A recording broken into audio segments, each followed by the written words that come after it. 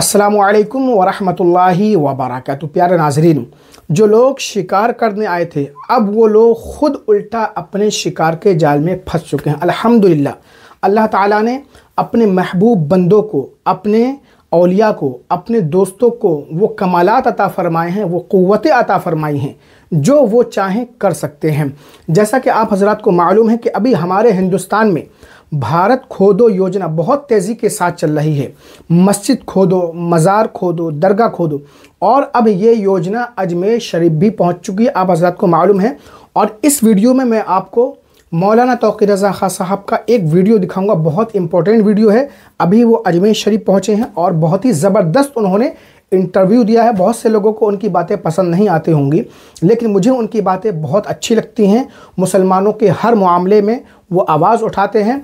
और अजमेर शरीफ जाकर जो उन्होंने इंटरव्यू दिया है, यकीन मानिए, उन्होंने कहा कि जब ये खोदो योजना, भारत खोदो योजना अजमेर शरीफ की दरगाह तक पहुंच चुकी है तो अब हमें घबराने की ज़रूरत नहीं है, परेशान होने की ज़रूरत नहीं है।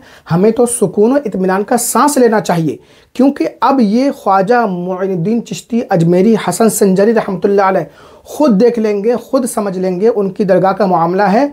हमें ज़्यादा परेशान होने की ज़रूरत नहीं है। और तारीख़ में इससे पहले ऐसा हो चुका है, वो मैं आगे आपको बताऊँगा कब हुआ है। लेकिन अभी मौलाना तौक़ीर रज़ा ख़ान साहब का ये इंटरव्यू जो उन्होंने अजमेर शरीफ दरगाह में जा कर के दिया है, जो अभी सोशल मीडिया पर छाया हुआ है, आप इसे एक बार ज़रूर देखें। दरगाह से मुताल्लिक़ कोई रिट आई है तो वो तो ये अंजुमन सज्जादगान ये देख रहे हैं उस मामले को, और उसमें जो भी हमारे सहयोग की अगर ज़रूरत होगी। वैसे गरीब नवाज की सरपरस्ती है, और मैं ये समझता हूँ हज़रत, वो बम जो पूरे हिंदुस्तान में घूम रहा था, आपको याद होगा, जब दरगाह तक आया वो बम गायब हो गया। अब ये जो खुदाई का मामला पूरे हिंदुस्तान में चल रहा है, मुझे लगता है अब ये खुदाई वाले जो कम्युनल हारमनी को बर्बाद करना चाहते हैं, वो अब यहाँ दरगाह शरीफ तक आए हैं। तो मुझे लगता है कि गरीब नवाज की करामत ज़रूर ज़ाहिर होगी और ये खुदाई के सिलसिले भी बंद होंगे। तो हारमनी कायम रहनी चाहिए, हमारे मुल्क में अमन कायम रहना चाहिए। जो लोग इसको मतलब मुस्लिम दुश्मनी में अगर ये काम कर रहे हैं तो वो उन्हें अपनी गौर करना चाहिए कि ये मुल्क के लिए नुकसानदेह है। अपने मुल्क को नुकसान इस वजह से मत पहुंचाओ कि मुसलमानों को नुकसान पहुंचाना है। दादा जी, अभी आपने बोला खुदाई वाली बात बोली आपने, ऐसे भारत में कहाँ ऐसा हो चुका जो आप बात कर रहे हैं? नहीं, कहाँ हो रहा है इस वक्त उस तफसील में जाने की ज़रूरत नहीं है। कुछ गैर कानूनी कुछ काम हो रहे हैं, और वो इसलिए नहीं है कि उन्हें खुदाई असल में करवाना है। असल में वो जो मुल्क में कम्युनल हारमनी है उसको तोड़ना चाहते हैं, उनका असल मकसद ये है। और मैं ये समझता हूँ, हम तो इंतज़ार में बैठे हैं कि हुकूमत की अंतरात्मा जब जागेगी तो उन्हें खुद लगेगा कि ये देश को नुकसान पहुंचाने का काम हो रहा है, और वो इसे कंट्रोल करेंगे। तो माननीय न्यायालय के जो भी फैसले अभी तक आए हैं और जो आएंगे उस पर यकीन है और उस पर उसको एक्सेप्ट करेंगे? प्लेसेस ऑफ वर्शिप एक्ट की मौजूदगी में जितनी भी याचिकाएं अदालतों में स्वीकार की जा रही हैं वो तमाम की तमाम गैर कानूनी है। ऐसे तमाम मुकदमात को पहली फुर्सत में अदालतों को बर्खास्त कर देना चाहिए, और जो ऐसे याचिका करता है उनको पनिश किया जाना चाहिए, उन पर जुर्माना आयद किया जाना चाहिए। तो आपका कहने का मतलब अजमेर की निचली अदालत के जो मजिस्ट्रेट हैं उन्होंने अजमेर शरीफ से मुताल्लिक बात आप करेंगे। मुझे अजमेर शरीफ तक ये लोग आ गए, मुझे बहुत सुकून है कि अब हमें पूरे हिंदुस्तान को आराम हो जाएगा। डर अजमेर शरीफ वाले बैठे हैं तो हमें कोई डर नहीं है। मुझे यकीन है कि अब पूरे हिंदुस्तान को आराम मिल जाएगा। अब गरीब नवाज तक बात आ गई है, अब गरीब नवाज खुद देखेंगे, और मैं समझता हूँ कि हिंदुस्तान में जो माहौल बिगाड़ा जा रहा है वो खुद ब खुद ठीक होगा। संभल वाली घटना पर आपका कहना? संभल में जो हुआ है दुनिया के सामने है, और जो बेईमानी हुई है, जो हत्याएं की गई हैं, और वहाँ जो पाबंदी लगाई गई है वहाँ जाने पर, वो इसीलिए लगाई गई है ताकि वहाँ जो इन्होंने बेईमानियाँ की हैं उनको किसी तरह से मेकअप कर पाएँ। और अब एक खोका मिल गया है कि मेड इन अमेरिका है या क्या है, पाकिस्तान से भी कनेक्शन जो, तुम भाई कहीं से भी कनेक्शन जोड़ दो, हम सच्चे हिंदुस्तानी थे और हैं और रहेंगे। हम अपने मुल्क के मफाद में सोचते हैं और अपने तमाम हिंदुस्तानियों को अपना भाई समझते।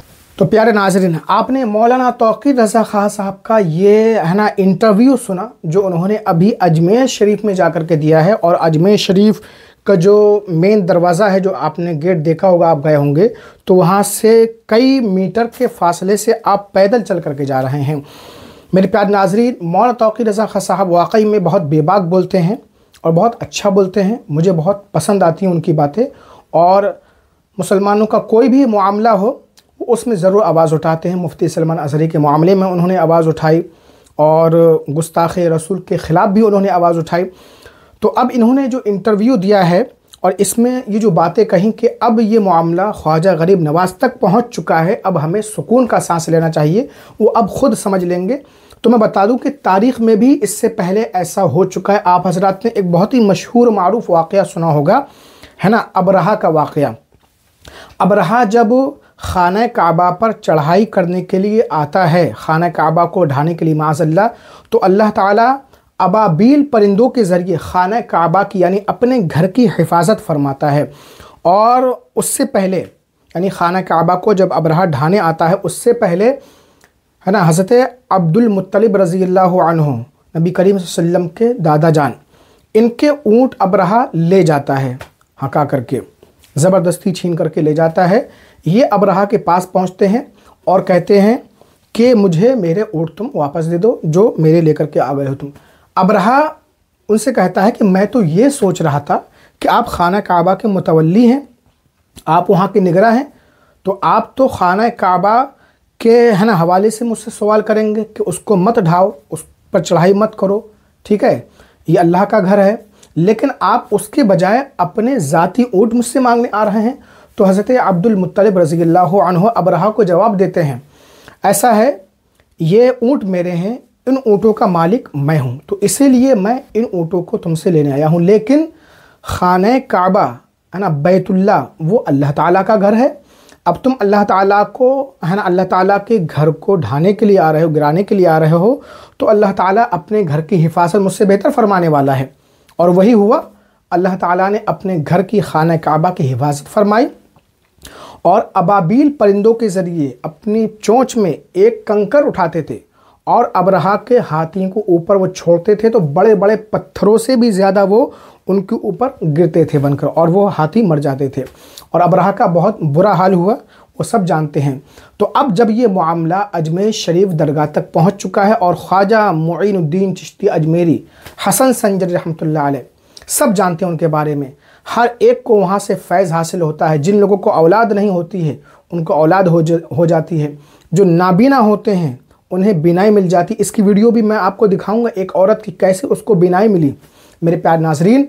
और बिहम्दिही ताला, अल्लाह ताला का लाख लाख फजल एहसान है। मैं ख़ुद है ना ईद के बाद अजमेर शरीफ हाज़िरी देने गया था और जब भी मैं अजमेर शरीफ हाज़िरी देने के लिए जाता हूँ तो यकीन मानिए, मैं बताऊँगा नहीं, बस इतना इशारा करूँगा कि ख्वाजा गरीब नवाज़ रहमतुल्लाह अलैह की करामत, ज़िंदा करामत मैं अपनी आँखों से देखता हूँ। लेकिन वो क्या करामत है वो मैं आपसे शेयर नहीं करूँगा। हो सकता है शेयर करने से फिर इस तरीके से मेरे साथ आगे ना हो। लेकिन 2 बार अल्लाह ताला करम से मैं अजमेर शरीफ में हाज़िरी दिया हूँ, है ना। एक तो बचपन में दिया था करीब 2008 में, उस वक्त भी मैंने ज़िंदा करामत देखी थी।